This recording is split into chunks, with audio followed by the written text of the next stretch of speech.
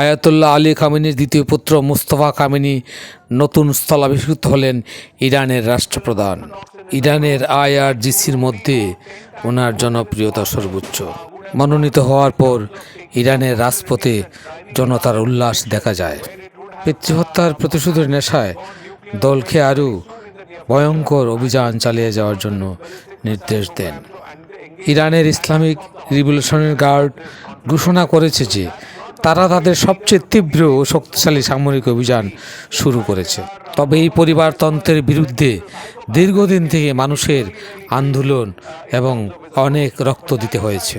নির্বাচিত হওয়ার একদিন পরই ইসরায়েল ও আমেরিকার লাগাতার হামলায় উনি আহত। আজকে এই সর্বোচ্চ নেতা। গোটা বিশ্ব আজ উদ্বিগ্ন, উৎকণ্ঠিত এই যুদ্ধের জন্য। এক অস্বস্তিকর পরিবেশের মধ্য দিয়ে আমরা চলছি। ইরানের এই নবনির্বাচিত নেতা বলেছেন, আমেরিকা যুদ্ধ শুরু করেছে আর আমরা যুদ্ধ শেষ করব। এই যদি হয় আমাদের দেশের কি পরিণতি হবে? যুদ্ধ তাড়াতাড়ি বন্ধ হোক, শান্তি ফিরে আসুক। আপনারা দেখছিলেন আনন্দ ভারতী নিউজ, শিলচর। আমি প্রদীপ চন্দ্র দাস। সবাই সুস্থ থাকুন, ভালো থাকুন। জয় হিন্দ।